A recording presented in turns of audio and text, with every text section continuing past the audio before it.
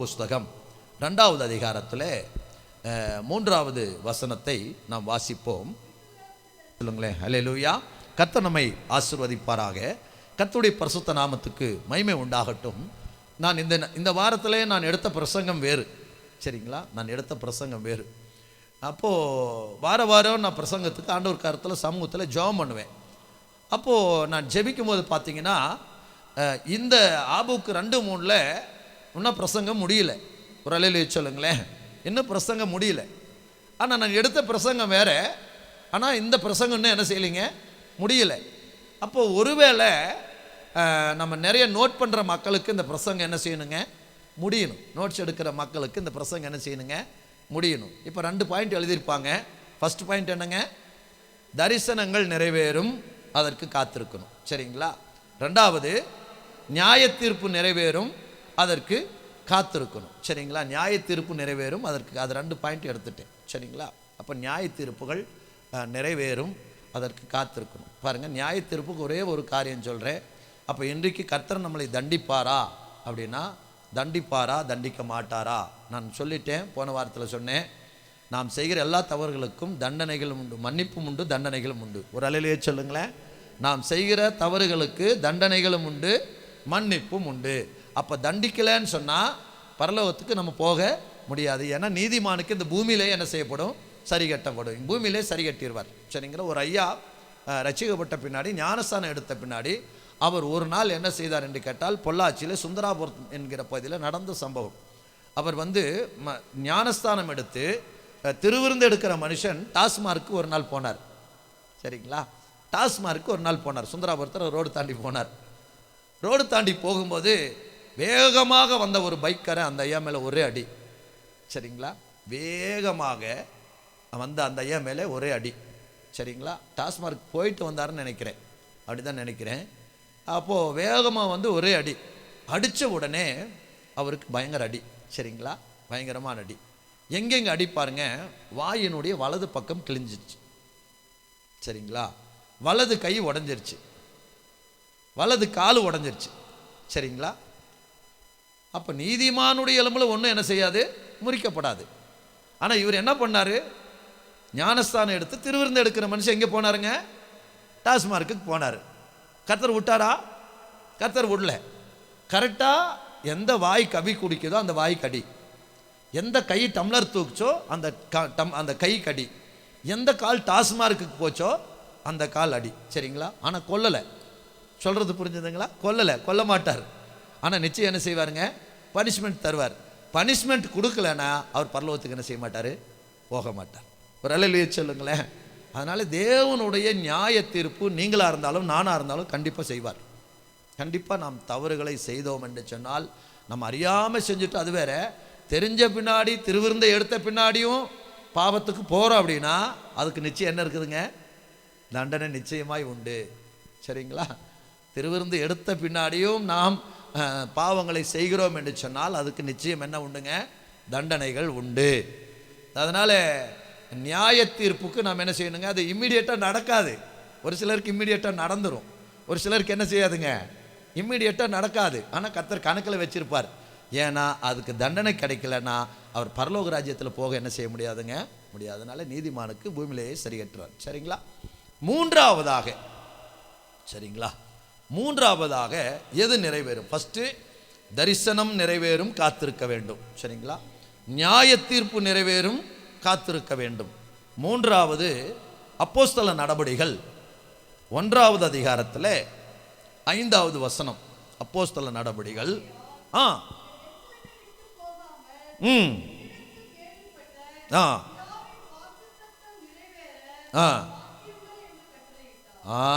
பிதாவின் வாக்கு தத்தம் நிறைவேற காத்திருங்க. அப்போ வாக்கு தத்தம் நிறைவேறும், காத்திருங்கள். அல்லேலூயா சொல்லுங்களேன். வாக்கு தத்தம் நிறைவேறும், காத்திருங்கள்.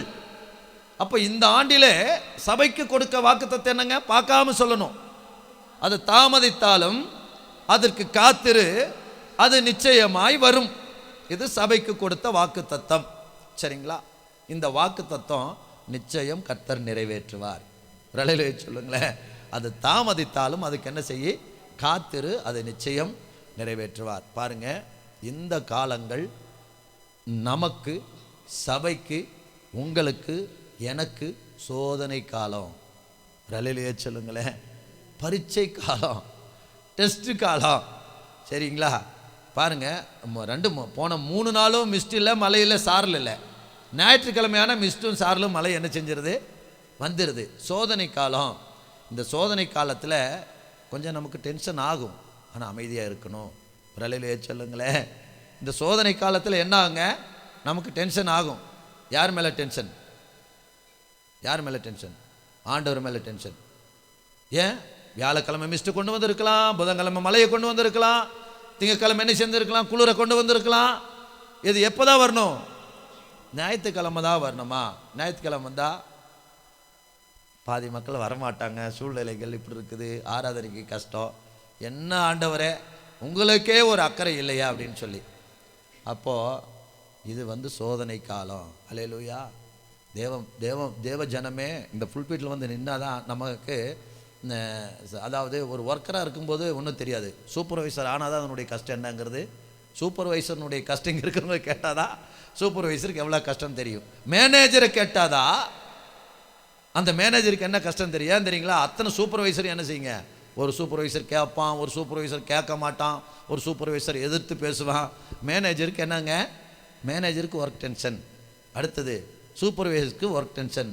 வேலைக்காரனுக்கு ஒர்க் டென்ஷன் லோ. வேலை செஞ்சால் கூலி கொடுப்பாங்க, வாங்கிட்டு போயிட்டே இருப்பாங்க. சரிங்களா?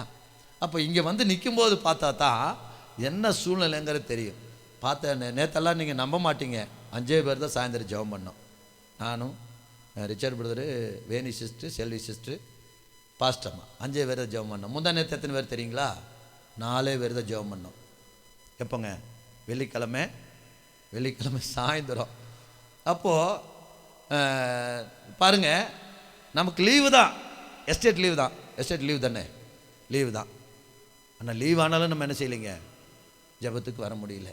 லீவ் ஆனதான் ஒரு சிலர் ப்ரோக்ராமே போடுறாங்க. ஃபோன் பண்ணால், ஐயா கோயம்புத்தூரில் இருக்கையா, ஐயா திருப்பூரில் இருக்கையா, சோத்திரம். பொங்கலுக்கு லீவ் விட்டு பொங்கல் கொண்டாடணும் போனாங்களே இல்லையோ, நம்ம கிறிஸ்தவங்க தான் போனோம் இல்லைங்களா? சொல்கிறது அமாவாசைக்கும் அப்துல் காதருக்கும் என்ன சம்பந்தம்? பொங்கலுக்கு நமக்கு என்ன சம்பந்தங்க? ஆனால் இங்கே இருக்கிறவங்க இந்த ஊரில் இருந்தாங்க, பொங்கல் கொண்டாடுறதுக்கு எங்கேயும் போல. ஆனால் நம்ம என்ன செஞ்சோம்? யாரும் தவறாக நினைத்து கொள்ளாதீர்கள், சரிங்களா? ஒரு சிந்தனைக்காக நான் சொல்லுகிறேன், நம்ம தான் போனோம். அப்போது இந்த காலங்களில் ஒன்று கற்றுக்கொள்ளணும், நலமானதையும் பேசாமல் அமைதியில் இருக்கணும். ரலிலேயே சொல்லுங்களேன், நம்ம ஏமாந்து எதன்னு பேசிட்டானா, பாஸ்டர் அப்படி பேசிட்டாரு, பாஸ்டர் இப்படி சொல்லிட்டாரு அப்படின்னு அது ஒரு சங்கடத்துக்கு வந்துடும். அதனால் என்ன செய்யக்கூடாதுங்க, நான் ஆண்டவர்கிட்ட நீடிய பொறுமையை கேட்டுட்ருக்கிறேன். என்னை சோதிக்கிறதுக்குன்னே ஒரு சில காரியங்கள் அவர் பண்ணுறாரு. ஒரு அல்லேலூயா சொல்லுங்களேன். நீடிய பொறுமையை கேட்டுட்ருக்கிறேன், என்னை சோதிக்கிறதுக்குன்னு அவர் என்ன செய்கிறாருங்க, ஒரு சில காரியங்களை செய்கிறார். அப்படின்னா பாருங்கள், நீங்கள் கேட்டு பாருங்கள். இந்த வெள்ளிக்கிழமை ஜபத்துக்கு வராத யார் யார் வருவாங்களோ ரெகுலராக, அவங்களுக்கு எல்லாத்துக்கும் ஃபோன் பண்ணேன். நான் வீட்டுக்கு போன உடனே என்ன வேலைங்க, நீங்கள் வீட்டுக்கு போன உடனே சாப்பிட்டு தூங்குற வேலை. எனக்கு போன உடனே வீட்டில் போய் யார் யார் வரலையோ அவங்களுக்கு ஃபோன் பண்ணுற வேலை. ஏன் இன்றைக்கி நீங்கள் ப்ரேயருக்கு வரல, என்னாச்சு, எங்கே போனீங்க, லீவு தானே, வீட்டில் இருக்கீங்க தானே, ஊருக்கு போயிட்டீங்க தானே, இத்தனையும் கேட்குற வேலை. ஏன் சொல்கிறேன்னா, இந்த ஒரு சபையை நடத்துவது என்பது ரொம்ப என்னதுங்க, ஒரு கடினமான காரியம். ஆனால் என்ன செய்யணுங்க, எல்லாவற்றையும் பொறுத்து தான் போகணும். என்ன பேச முடியாதுங்க, சட்டத்தை பேச முடியாது. அதனால் எல்லாவற்றிலும் இது என்ன காலங்க, நமக்கு ஒரு சோதனை காலம். இந்த சோதனை காலத்தில் நம்ம ஜெயிச்சிட்டோன்னா அதுக்கப்புறம் எல்லாம் சரியாகி சபை நிரம்பத்தக்கதான ஆத்துமாக்கள் வந்து விடுவார்கள். ஒரு அல்லேலூயா சொல்லுங்களேன், அல்லேலூயா. சரிங்களா? இந்த சோதனை காலத்தில் நம்ம கொஞ்சம் ஜோத்திராண்டவரே, ஆத்திரம் வருது தான், என்னதுங்க, ஆத்திரம் வருது தான். ஆனால் என்ன செய்யணும் சொல்லுங்களேன், சோத்திரம் சொல்லணும். ஆத்திரம் வருது தான், ஆனால் என்ன செய்யணும், சோத்திரம் சொன்னால் நிச்சயமாக இந்த சோதனையில் வெற்றி பெறுவோம். இந்த காலங்கள் அவனுக்கு கொஞ்ச காலம் இருக்குதுன்னு சொல்லி பிசாசு என்ன செய்கிறான், ஜனங்களை நிறைய சோதனைகளுக்கு உட்படுத்துகிறான். அதில் சபையும் ஊழியக்காரனையும் உட்படுத்துகிறான். ஆனால் ஊழியக்காரங்க என்ன செய்யணுங்க, சோத்திரம் பண்ணி கர்த்தரை சார்ந்து கொள்ள வேண்டும். கர்த்தர் நிச்சயமாய் ஆசீர்வதிப்பார். அல்லேலூயா. அதனால் நான் வந்த உடனே கர்த்தர் சொன்னார், இனிமேல் வராதவங்களை குறித்து பேசாத. என்ன செய்யாத? வராதவங்களை குறித்து பேசாத, வந்தவங்களுக்கு பிரயோஜனமானது பேசு. ஒரு அல்லேலூயா சொல்லுங்களேன். சோத்திரம். வராதவன் ஒருத்தர் இருக்கிறான், யாருன்னு சொல்லுங்க? சபைக்கு ஆராதனைக்கு ஒருத்தர் வரவே மாட்டான், ₹1,00,000 கொடுத்தாலும். யாருங்க? பிசாசு.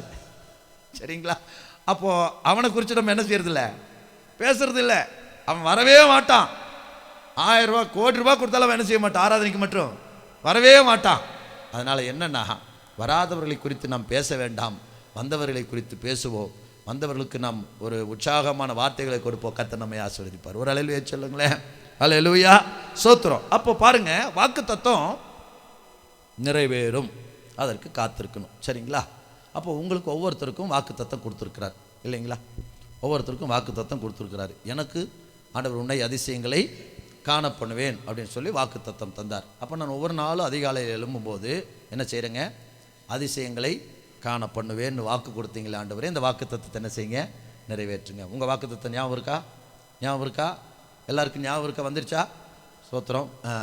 படிக்காதவங்களுக்கு ஒரு வேளை மற்றவங்க படித்து சொன்னால் தான் புரியும். புரிஞ்சாலும் அந்த வசனங்களை என்ன செய்யுங்க? வாக்குத்தத்தத்தை சொல்லி. ஏன்னா நான் எதுக்கு சொல்கிறேன்னா, நீங்கள் வாக்குத்தத்தமே சொல்லலைன்னா எந்த வாக்குத்தத்தம் நிறைவேறும்? புரிஞ்சுதுங்களா? பைபிளில் அநேக வாக்குத்தத்தங்களை கர்த்தர் கொடுத்திருக்கிறார். ஆண்டவரே, பைபிளில் இருக்கிற அத்தனை வாக்குத்தத்தங்களும் எனக்கு நிறைவேற்ற அப்படியே ஜெபம் பண்ண முடியும்? இல்லை. இந்த வருஷத்தில் உங்களுக்கும் எனக்கும் தனிப்பட்ட விதத்தில் ஆண்டவர் கொடுத்த வாக்குத்தத்தத்தை நாம் சொல்ல வேண்டும். அப்போ என்னன்னா, உங்களுக்கு ஆண்டவர் என்ன செஞ்சுக்கிறாருங்க? தனிப்பட்ட வாக்குத்தத்தத்தை கொடுத்திருக்கிறார். அது பாராமல் நம்ம என்ன செய்யணுங்க? சொல்ல வேண்டும். வாக்குத்தத்தம் என்பது ப்ராமிஸ். சரிங்களா? வாக்குத்தத்தம் என்பது என்னதுங்க? ப்ராமிஸ். சரிங்களா? நியாய தீர்ப்புங்கிறதுக்கு ஜட்ஜ்மெண்ட், இங்கிலீஷில் பார்த்தோம், ஜட்ஜ்மெண்ட். சரிங்களா? அடுத்தது தரிசனம் என்பதற்கு ஆங்கிலத்தில் விசன் அப்படின்னு சொல்லி என்ன செய்தோம்? பார்த்தோம். இப்போ இந்த ப்ராமிஸ், வாக்குத்தத்தம் என்பதற்கு ஆங்கிலத்தில் தெளிவாய் போடப்பட்டிருக்கிறது ப்ராமிஸ். சரிங்களா? ப்ராமிஸ்னு என்ன தெரியுங்களா? வாக்குறுதி. என்ன உறுதிங்க? வாக்குறுதி. சரிங்களா? அப்போது வாக்குறுதின்னு உடனே உங்களுக்கு ஞாபகம் வரும். என்ன ஞாபகம் வரும்? கிறிஸ்துவ முறைப்படி கல்யாணம் பண்ணவங்களுக்கு ஞாபகம் வரும். வாழ்விலும் தாழ்விலும் இன்பத்திலும் துன்பத்திலும் மரணம் நம்மை, என்னதுங்க அது? இதுக்கு பேர் என்னதுங்க? வாக்குறுதி. ஆனால் இந்த வாக்குறுதியை நிறைவேற்றுமா? பிறர் முகம் பாராமல் உமக்கே புருஷனாய் இருப்பேன், பிறர் முகம் பாராமல் உமக்கே மனைவியாய் இருப்பேன். வாக்குறுதி கல்யாணத்தில் தர்றோம். இந்த வாக்குறுதி நம்ம ஒரு சிலர் நிறைவேற்றுறோம், ஒரு சிலர் என்ன செய்யறது இல்லைங்க? நிறைவேற்றுவது இல்லை. இந்த வாக்குறுதிகளை மறந்து விடுகிறார்கள். ஆனாலும் அருமையான தேவ ஜனமே, தேவ பிள்ளைகளே, கர்த்தர் வாக்குறுதிகளை மறக்காதவர். அல்லேலூயா. சோத்திரம். மனுஷன், புருஷன், மனைவி வாக்குறுதிகளை மறந்து விடுகிறான். சரிங்களா? ஒரு பிரச்சனை வந்த உடனே என்ன செஞ்சிடறான்? பிறர் முகம் பார்க்காம உடனே டைவர்ஸ் பண்ணிடுறான். சரிங்களா? பண்ணிவிட்டு வேற ஒரு மனைவி, வேற ஒரு புருஷனை கல்யாணம் பண்ணிக்கிறாங்க. அப்போ வாக்குறுதி கொடுத்தது இன்பத்திலும் துன்பத்திலும் மரணம் நம்மை பிரிக்கும் வரையும். அப்படின்னா ஒரு புருஷன் மனைவி இறந்துட்டா வேற கல்யாணம் பண்ணலாம், ஒரு மனைவி புருஷன் இறந்துட்டா வேற கல்யாணம் என்ன செய்யலாங்க? பண்ணலாம். உயிரோடு இருக்கும்போது என்ன செய்யக்கூடாது? பண்ணக்கூடாது. என்ன வானாலும் என்ன செய்யணுங்க? ஜெபிக்க வேண்டும். என்ன வானாலும் என்ன செய்யணும்? ஜெபிக்க வேண்டும். கணவனுக்காய் ஜெபிக்க வேண்டும், மனைவிக்காய் ஜெபிக்க வேண்டும். அப்போ எத்தனையோ ரவுடிகள், எத்தனையோ பயங்கரமான ஆளுகள் எல்லாம் ஜெபத்தை கேட்டு கர்த்தர் ரட்சித்திருக்கிறார். ஒரு அல்லேலூயா சொல்லுங்களேன். எத்தனையோ பேர் அப்படி ரட்சிக்கப்பட்டிருக்கிறாங்க. எத்தனையோ மனைவிமார்கள் புருஷனுடைய நல் நடக்கையினால் என்ன செஞ்சுக்கிறாங்க? ரட்சிக்கப்பட்டிருக்கிறாங்க. அப்போ தீர்வு என்பது பிரிஞ்சு போவதல்ல, தீர்வு என்பது டைவர்ஸ் அல்ல, தீர்வு என்பது ஜெபம். ஒரு அல்லேலூயா சொல்லுங்களேன். அப்போ ஜெபித்துதான் அவர்களை ரட்சிப்புக்குள் என்ன செய்யணுங்க? நடத்தணும். மரணம் நம்மை பிரிக்கும் வரையும் வாக்குறுதி கொடுத்துட்டு இல்லையா? ஏன்னு கேட்டால் வாசிப்போம். எபிரேயர் 10வது அதிகாரத்தில் 23வது வசனத்தை வாசிங்க. எபிரேயர் 10:23. எபிரேயர் 10:23.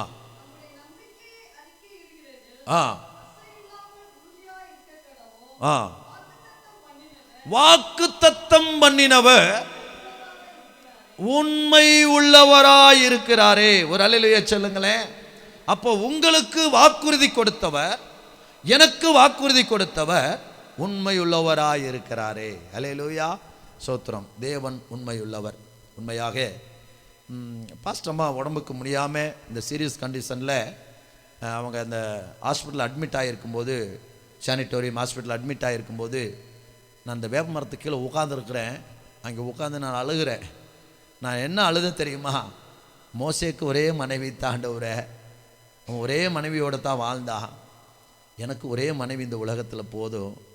இந்த மனைவி எனக்கு ஜீவனோடு என்ன செஞ்சுருங்க, கொடுத்துருங்க. நான் அவளோடு வாழ்ந்தால் போதும். இவன் மறித்து நான் இன்னொரு கல்யாணம் பண்ண வேண்டிய சூழ்நிலை எனக்கு வேண்டாம். எனக்கு ஒரே திருமணம் போதும். அதுக்கப்புறம் மணவாளனாகிய இயேசு கிறிஸ்துவோடு மணவாட்டிக்கு நமக்கு திருமணம் நடந்தால் போதும். ஒரு அல்லேலூயா சொல்லுங்களேன். அப்படி தான் நான் அழுது கண்ணீரோடு நான் ஜெபித்தேன். எனக்கு ஒரே திருமண வாழ்க்கை போதும். எனக்கு பல திருமண வாழ்க்கை வேண்டாம் ஆண்டவரே, ஒரே திருமண வாழ்க்கை போதும். அதனால் என் மனைவி எனக்கு என்ன செஞ்சுருங்க, அவளுடைய ஜீவனை கூட்டி கொடுத்துருங்க என்று சொல்லி கண்ணீரோடு இன்னைக்கு கர்த்தருக்கு முன்னாடி நான் சொல்கிறேன். கண்ணீரோடு அந்த வேப்ப மரத்துக்குள்ள நின்று என் கண்ணில் தார தாரையாகி கண்ணீர் போய் கொண்டிருக்கிறத நான் சொன்னேன். ஆண்டவரே, எனக்கு ஒரே மனைவி இந்த பூமியில் இருந்தால் போதும், அவளோடு நான் வாழ்ந்தால் போதும். அதனால் நான் வாழ வேண்டிய கொஞ்சம் காலங்கள் அவளை எனக்கு ஜீவனை என்ன செஞ்சுருங்க, அவளை கொடுத்துருங்கன்னு ஜெபித்தேன். கர்த்தர் அவளுக்கு நன்மை செய்தார். ஒரு அல்லேலூயா சொல்லுங்களேன். நன்மை செய்தார். சரிங்களா? மச்சான் எப்போ சாவா, திண்ணை எப்போ காலியாகும் சூழ்நிலைக்கு நம்ம என்ன செய்யக்கூடாதுங்க, போகக்கூடாது. அதனால வாக்குத்தத்தம் பண்ணினவர் உண்மையுள்ளவர். அதனால் அவர் வாக்குறுதி கொடுத்தார். வாக்குத்தத்தம் என்பது பிராமிஸ், பிராமிஸ் என்பது வாக்குறுதி. தேவன் கொடுத்த வாக்குறுதியை நிச்சயம் நிறைவேற்றுவார். ஒரு அல்லேலூயா சொல்லுங்களேன். நிறைவேற்றுவார். ஸ்தோத்திரம். வாசிப்போம். வேதத்திலே முதல் வாக்குறுதி, ஃபர்ஸ்ட் ப்ராமிஸ் வேர்ட், பைபிளில் முதல் வாக்குறுதி என்ன தெரியுங்களா?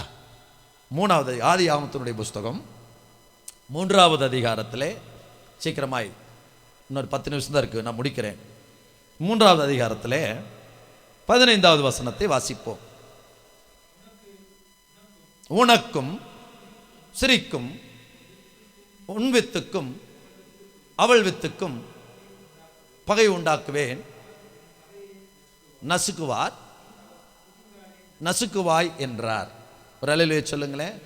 நீங்கள் கூகுளில் போய் first promise word, which is the first promise word in the Bible அப்படின்னு போட்டிங்கன்னா என்னதான் வருங்க? இந்த வசனம் தான் வரும். அல்லேலூயா. நான் குத்து மதிப்பு எதை சொல்கிறேன்னு நினச்சிடாதீங்க. Which is the first promise word in the Bible அப்படின்னா பைபிளினுடைய முதல் வாக்கு தத்தமான வசனம் எது? இந்த வாக்கு தத்தத்தை, அது வாக்கு தத்தம் நிறைவேறும், காத்திருக்கணும். வாக்கு தத்தம் பண்ணினது 4000 வருஷத்துக்கு முன்னாடி, 4000 வருஷத்துக்கு பின்னாடி வாக்கு தத்தம் நிறைவேறினது. ஒரு அல்லேலூயா சொல்லுங்களேன். சோத்திரம். இப்போ எத்தனாயிரம் வருஷம்? 6000 வருஷம். இப்போ எத்தனாவது வருஷங்க? 6000 வருஷம் முடிஞ்சது. இப்போ எத்தனாயிரம் வருஷத்தில் இருக்கிறோம்? 7000 வருஷத்தினுடைய நடப்பில் நம்ம இருக்கிறோம். அதனால் இதுக்கு மேலே பூமி போகும், வாழ்க்கை போகும்னு என்ன செய்ய முடியாதுங்க, சொல்ல முடியாது. சரிங்களா? நீங்கள் என்ன பைபிளை நீங்கள் கூட்டி கழிச்சு பார்த்தாலும் சரிங்களா, 6000 வருஷம் தான் நம்ம என்ன செஞ்சுருக்கிறோம். ஆதாம் பிறந்ததுலேருந்து இன்றைக்கி எத்தனாயிரம் வருஷங்க? 6000 வருஷம் தான் ஆச்சு. நன்றாக நினைத்து கொள்ளுங்கள். பல கோடி ஆண்டுகள் ஆயிடுச்சு, பல மில்லியன் ஆண்டுகள் ஆயிடுச்சு, தான் போய் 6000 வருஷம் தான் நம்ம என்ன செஞ்சுருக்கிறோம், கடந்துட்டோம் அப்படின்னு சொல்லி. அப்போது இயேசு கிறிஸ்து பிறந்து மரித்து உயிர்த்தெழுந்து எத்தனை வருஷம் ஆச்சுங்க? 2000 வருஷம் முடிஞ்சது. இன்றைக்கி 2025, 2000 வருஷம் முடிஞ்சது. அப்போது இந்த வாக்கு தத்தத்தை ஆதியாகமத்தில் 3:15 கொடுத்த வாக்கு தத்தத்தை ஆண்டவராகிய இயேசு கிறிஸ்து கல்வாரி சிலுவையிலே நிறைவேற்றினார். ஒரு அல்லேலூயா சொல்லுங்களேன். அல்லேலூயா. எத்தனை வருஷம் கழிச்சுங்க? 4000 வருடங்கள் கழித்து. சரிங்களா? சரிங்களா? பழைய ஏற்பாட்டு காலம் எத்தனை வருஷங்க? 4000 வருஷம். புதிய ஏற்பாட்டு காலங்கள் 2000 வருஷம். எத்தனாயிரம் வருஷம் ஆச்சுங்க? 6000 வருடம். அப்போது இது ஆரம்பத்திலே ஆதாம் இது யாருக்கு கொடுத்ததுங்க? ஏவாள் இடத்துல கர்த்தர் சொன்னார், இந்த சர்பத்துக்கு இந்த காரியத்தை ஆண்டவர் சொன்னார், உன் வித்துக்கும் ஸ்திரீ வித்துக்கும் என்ன செய்வேன், பகையை உண்டாக்குவேன், அவர் உன் தலையே என்ன செஞ்சிருவார், நசுக்கிடுவார், நீ என்ன செய்வ, அவர் குதிகாலை நசுக்குவாய். சரிங்களா? அப்போது ஆண்டவருடைய சிலுவை மரணம் எதுக்குங்க? குதிங்கால் நசுக்கிறதுக்கு தான். ஆனால் அவருடைய சிலுவை மரணம் பிசாசுக்கு என்னதுங்க? தலையே நசுக்கப்பட்டது. சரிங்களா? அப்போது தேவன் 4000 வருடங்கள் கழித்து வாக்கு தத்தத்தை என்ன செய்தாருங்க? நிறைவேற்றினார். அதனாலே நமக்கு இந்த ஆண்டிலே கர்த்தர் கொடுத்த வாக்கு தத்தங்களை நாம் சொல்லி ஜெபிக்க வேண்டும். அது எத்தனை வருஷங்கள் ஆனாலும் வாக்கு தத்தங்கள் நிறைவேறும். ஒரு அல்லேலூயா சொல்லுங்களேன். வாக்கு தத்தங்கள் என்ன செய்யுங்க, நிறைவேறும். ஒரே ஒரு சம்பவத்தை 5 நிமிடம் பார்த்து நம்ம முடிக்கலாம். ஆதியாகமத்தினுடைய புஸ்தகம் 28வது அதிகாரத்தில் 15வது வசனத்தை வாசிங்க. ஆதியாகமம் காத்து பண்ணுவேன்,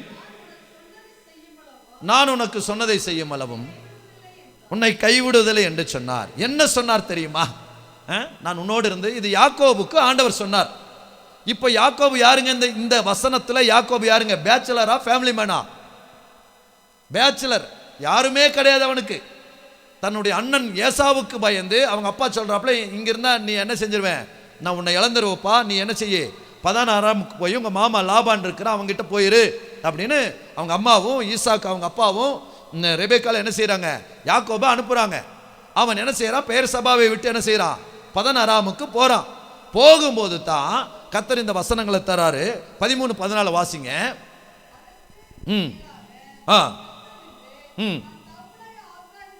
தேவன் கர்த்தர். இப்ப பேச்சுலர் ஒத்த மனுஷன், இவனுக்கு கர்த்தர் சொல்றாரு, உனக்கும் உன் சந்ததிக்கு தருவேன். அடுத்த வசனத்தை வாசிங்க.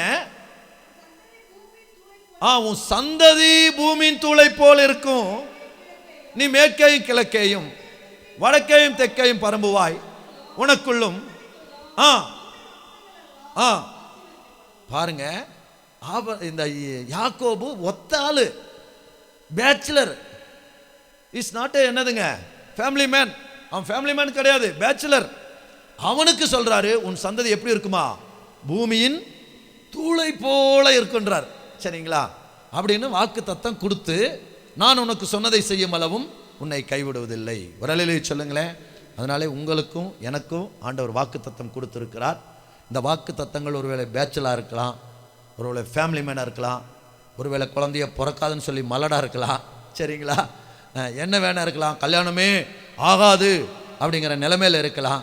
ஆனாலும் வாக்கு தத்தம் பண்ணினவர் உண்மையுள்ளவர். விரலிலே சொல்லுங்களேன். அப்போ எந்த சூழ்நிலை வேணா இருக்கலாம். சரிங்களா? ஒருவேளை டாக்டர் அவ்வளோதான், வாய்ஸ் முடிஞ்சது 6 மாதம் இருப்பேன்னு நமக்கு என்ன செஞ்சுருக்கலாம், அப்படி சொல்லியிருக்கலாம். இப்போ ஆண்டவர் சொல்கிறாரு, உன் ஆயுசு நாட்களை பெருக பண்ணுவேன்.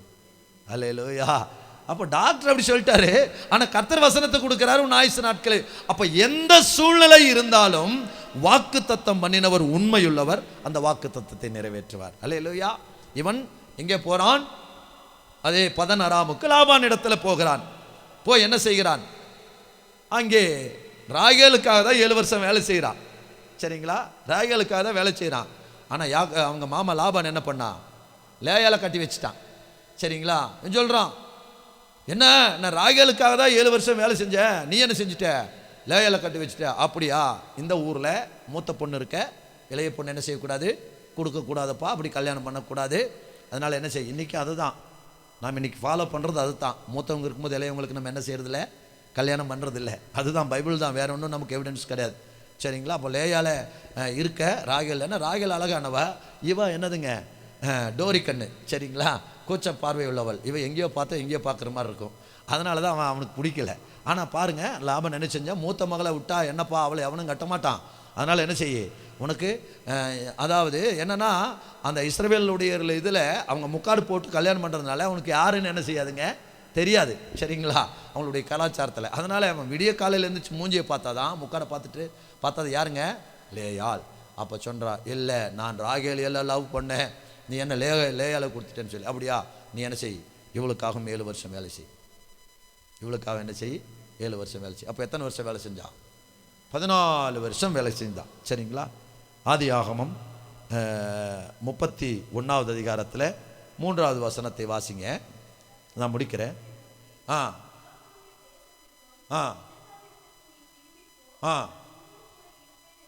என்றார். போதும். அல்லேலூயா. நான் நேற்று மெசேஜ் எடுத்து முடிச்சுட்டு பாஸ்டர் அம்மா கிட்ட கேட்டேன், யாக்கோபு லாபானிடத்தில் எத்தனை வருஷம் வேலை செய்தான் அப்படின்னு கேட்டேன். நான் எப்போ மெசேஜ் எடுத்து அவங்ககிட்ட கேட்பேன். அவங்க கரெக்டாக 20 வருஷம்னு சொன்னாங்க. ஒரு அல்லேலூயா சொல்லுங்களேன். அல்லேலூயா. உங்ககிட்ட கேட்டால் என்ன சொல்லியிருப்பீங்க, தெரியலன்னு சொல்லியிருப்பீங்க. 14 வருஷம்னு சொல்லியிருப்பீங்க.